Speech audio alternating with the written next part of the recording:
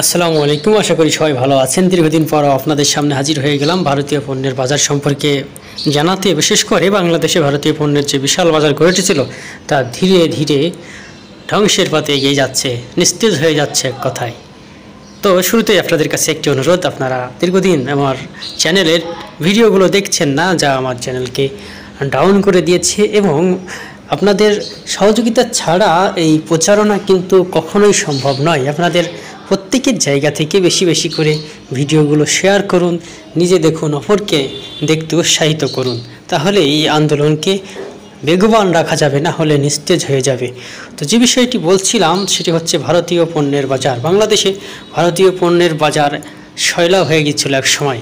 আপনারা এখন দেখতে পাচ্ছেন যে আমরা রয়েছি নীলক্ষেতে, ঢাকার অন্যতম ব্যস্ততম একটি বাজার বলা চলে, বইয়ের বাজার, যেখানে বইয়ের পাশাপাশি এই ধরনের বিভিন্ন মালামাল বিক্রয় হয়, যেগুলো ভারত থেকে মূলত এসে থাকে, যা প্রচুর পরিমাণে বিক্রয় হয় বলে জানিয়েছেন এই সকল বিক্রেতারা। এটি মূলত বইয়ের বাজারের সামনের দিকের একটি অংশ, ফুটপাত বরাবর আর কি, এক কথায় বলা চলে ফুটপাতেই বসে এই বাজারগুলো। আপনারা যদি যান, এগুলো আপনাদের চোখে পড়বে। এই সকল পণ্যগুলো ভারত থেকে আনা হয়ে থাকে এবং এগুলো প্রচুর পরিমাণে বিক্রয় হয়, এমনটি জানিয়েছেন বিক্রেতারা। তো সাম্প্রতিক সময়ে তারা বলছেন যে বিক্রি কমে গেছে, যে বিক্রয় হতো সেটি এখন তেমনটা নাই, এবং তাদের লাভজনক ব্যবসা ছিল একটি এই পণ্যগুলো। সেখানে তারা এখন হতাশ হয়েছেন যে ভারতীয় সকল পণ্যগুলো যখন তারা জানতে পেরেছে যে ভারতীয় কসমেটিক্স সহ 527টি পণ্যে বিষক্রিয়া পাওয়া গেছে এবং রাসায়নিক বিক্রিয়া মানবদেহের জন্য অত্যন্ত ক্ষতিকর, তখনই তারা চাইছেন যে নতুন করে আর এই পণ্যগুলো আনবেন না। তবে তারা যেটি বললেন যে যেহেতু আগে থেকে কিছু পণ্য কেনা ছিল, এগুলো তারা বিক্রি করতে চাচ্ছেন যাতে তারাও ক্ষতির সম্মুখীন না হয়। তো এমনটি বলছিলেন একজন বিক্রেতা, আমরা দেখতে পেলাম বিভিন্ন হরেক রকমের মালামাল এগুলো সাজানো। আপনারা যদি কেউ নীলক্ষেতে যেয়ে থাকেন তো একটু সামনে গেলেই দেখতে পাবেন এখানে দেশি বিদেশি বিভিন্ন পণ্যের সমাহার রয়েছে। অন্যতম ব্যস্ততম সড়ক বলা চলে এখানে। তো এই বিক্রেতা তিনি বললেন যে ভারতীয় পণ্য এখানে আসতো প্রচুর পরিমাণে বিভিন্ন মাধ্যম দিয়ে, কিন্তু বর্তমানে সেটি অনেকটা কমে গেছে। বিশেষ করে কমে যাওয়ার অন্যতম কারণ হচ্ছে মানুষের মধ্যে যে গণজাগরণ সৃষ্টি হয়েছে ভারতীয় পণ্য বর্জনের, সেটি চলমান রয়েছে এবং চলবে। তো যে বিষয়টি আপনাদের কাছে বারবার অনুরোধ জানাই যে আপনাদের এই প্রিয় চ্যানেল, যেখান থেকে বাংলাদেশে ভারতীয় পণ্যের যে বিশাল বাজার গড়ে উঠেছে তা সম্পর্কে 100-এর অধিক ভিডিও দিয়েছে। তো এই চ্যানেলটিকে আপনারা ভুলে যাবেন না, সবাই চ্যানেলটির পাশে থাকুন, সাপোর্ট করুন। এই যে একটি পণ্য দেখছেন ফেভিকল, এটি হচ্ছে অত্যন্ত মজবুত জোড়াদার এমন এক বিজ্ঞাপন শুনতেন আপনারা। সেই ফেভিকল কিন্তু বাংলাদেশের, মেড ইন বাংলাদেশ লেখাটা আপনারা দেখতে পাচ্ছেন স্পষ্টভাবে, নিচে রয়েছে রেজিস্টার্ড ট্রেডমার্ক। তো এগুলো আপনারা ব্যবহার করতে পারেন ভারতীয়গুলোর পরিবর্তে। আপনারা জানেন যে ভারত দম্ভ অহংকার করে থাকে যে তাদের দেশ থেকে এই সুতা সামগ্রী না আনলে বাংলাদেশ নাকি চলতে পারবে না, কিন্তু বর্তমান দোকানিরা বললেন যে ভারত নয়, চীন থেকে সরাসরি আনা হচ্ছে এই সকল সুতা সামগ্রী, যা আপনারা জানেন যে বিশ্বের বাজারে চীন অন্যতম একটি উৎপাদনকারী প্রতিষ্ঠান। তো সেখান থেকে বর্তমানে ব্যবসায়ীরা আনছেন। পূর্বে ভারত থেকে প্রচুর পরিমাণ আনা হতো, সেটি আপাতত বন্ধ রয়েছে। আপনারা ইতিমধ্যেই পত্রপত্রিকায় খবর পেয়েছেন যে বাংলাদেশ এবং ভারতের মধ্যে আমদানি রপ্তানি কমে গেছে, আর এটি কমে যাওয়ার অন্যতম অবদান রয়েছে আপনাদের। আপনারা যদি এভাবে সহযোগিতা না করতেন, এই আন্দোলনটা বেগবান হতো না, এগিয়ে যেত না এবং মানুষের মধ্যে ছড়িয়ে পড়তো না। আপনারা জানেন বাংলাদেশের অভ্যন্তরীণ রাজনীতিতে হস্তক্ষেপের পাশাপাশি বাংলাদেশের সার্বভৌমত্বে আঘাত করছে ভারত। বাংলাদেশের সীমান্তে যে উত্তেজনা সেটি চলমান রয়েছে, এবং প্রতি 14 ঘন্টায় একজন বাংলাদেশিকে হত্যা করত এই ভারতীয়রা, বিএসএফ বাহিনীরা। সেখান থেকে কিছুটা কম হয়েছে, কিন্তু থেমে নেই। পত্রিকার পাতা উল্টালেই 2-1 দিন পর আমরা দেখতে পাচ্ছি, যা অত্যন্ত কষ্টকর একটি সংবাদ। বাংলাদেশের অভ্যন্তরে প্রবেশ করে ওই বিএসএফ বাহিনী বাংলাদেশি মানুষদেরকে হত্যা করছে। আপনারা একটি ব্র্যান্ড দেখছেন, ক্যাট ব্র্যান্ড, সেই আপনাদের সুপরিচিত একটি ব্র্যান্ড, যা ছোটোকালে আপনারা ছোটোবেলাতে দেখেছিলেন। এটি মূলত বাংলাদেশি একটি সুতা। আপনারা কি বলেন যে ভারতীয় সুতা ছাড়া সুতা নাই?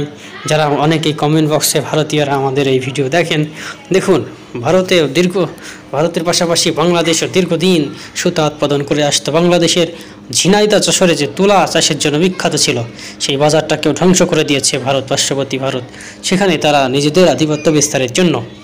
তো সেখান থেকে আমরা জানতে পেরেছি বিভিন্ন পত্রপত্রিকা ইতিহাস ঘেটে এখন বর্তমানে বাংলাদেশের পোশাক চাহিদা বেড়েছে, অন্যান্য দেশের পোশাকের চাহিদাও বেড়েছে। কেউ কেউ আবার কিন্তু প্রতারণা করছে, সেখানে যে পাকিস্তান নাম ব্যবহার করে ভারতের পরিবর্তে, যে অনেকে মনে করেন যে পাকিস্তানি নাম নিলে হয়তো পোশাক বেশি বিক্রয় হবে। আপনারা সতর্ক থাকবেন, যেই পোশাকটি পাকিস্তানি বলে বিক্রয় করবে সেটিতেই আরও বেশি যাচাই বাছাই করবেন।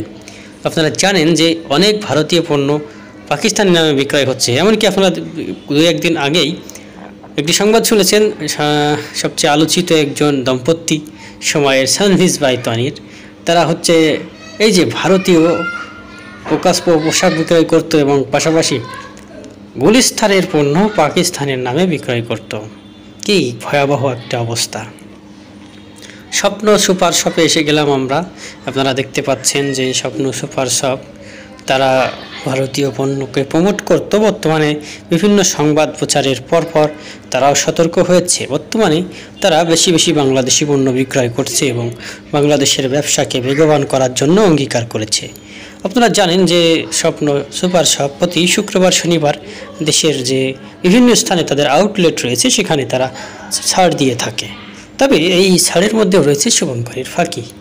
যাদের মূলত কষ্টের টাকায় শ্রেষ্ঠ বাজার, তাদের জন্য এই স্বপ্ন নয়। আপনারা আগে থেকেই জানেন যে যারা অবৈধভাবে উপায় করে, তাদের টাকা পয়সার কোনো হিসাব নাই, তারাই সুপার শপগুলোতে বেশি বেশি পরিমাণে বাজার করে থাকেন। অনেকেই মাইন্ড করবেন, কিন্তু মাইন্ড করার কিছু নাই। আপনারা এমনও আছেন শুধু অবৈধ টাকা যাদের, তাদের এই স্বপ্ন সুপার শপের বা মিনা সুপার শপ এই ধরনের সুপার শপে গিয়ে কেনাকাটা করেন, বিষয়টি এমন নয়। অনেকে তাদের কষ্টের অর্জিত টাকা নিয়েও স্বপ্নতে যান, কিন্তু বেশ কয়েকবার যখন ধোঁকা খান তখন আবার বুঝতে পারেন যে বাজার থেকে এরা কী পরিমাণ দাম বেশি নিয়ে বিক্রয় করে, তার উপরে আবার ভ্যাট লাগায়। তো আপনারা এই সকল বিষয় যখন অবলোকন করেন, দর্শনে করেন, তখনই বুঝতে পারেন যে এই শুভঙ্করের ফাঁকিটা আসলে কোথায় হচ্ছে। যাই হোক, আজকে আমরা যে বিষয়গুলো আলোচনা করলাম আপনারা শুনলেন। বাংলাদেশে যে লালমনিরহাটের তিস্তা প্রকল্প, সেখানে আপনারা জানেন যে বর্তমানে সেই তিস্তার কোনো পানি নেই, চারপাশ শুকিয়ে যে অবস্থা সৃষ্টি হয়েছে, সেখানে বাচ্চারা খেলা করছে। তো সেই জায়গাটা নতুন প্রকল্প হিসেবে চীন তৈরি করতে চাচ্ছিল, ভারত সেখানে বাধা দিয়েছে। বর্তমানে ভারত চাইছে তারা এই প্রকল্পটি হাতে নিতে। তো যাই হোক, বাংলাদেশের মানুষ চাইছে এটি চীনের দ্বারাই সম্ভব করা হোক, কারণ ভারত এই প্রকল্পটি নিলে তারা তাদের মতন করে সাজাবে। তো সেখানেও আবার বাংলাদেশিদের যে বিষয় নিয়ে, অর্থাৎ যে উদ্দেশ্যে করা হলো, সেই উদ্দেশ্যটি সমাধান হবে না, যার ফলশ্রুতিতে আমাদের বিপদটি থেকেই যাবে। তাই সবাই চাইছেন যে এই তিস্তা প্রকল্প ভারতের দিয়ে নয়, চীনের দিয়ে সম্পন্ন হোক এবং বাংলাদেশ ভারত প্রতিবেশী দেশ হিসেবে একটি সুসম্পর্ক বজায় থাক, কেউ কারোর সাথে কোনো হানাহানি না করুক। এই বলে আজকের মতো ভিডিও শেষ করলাম।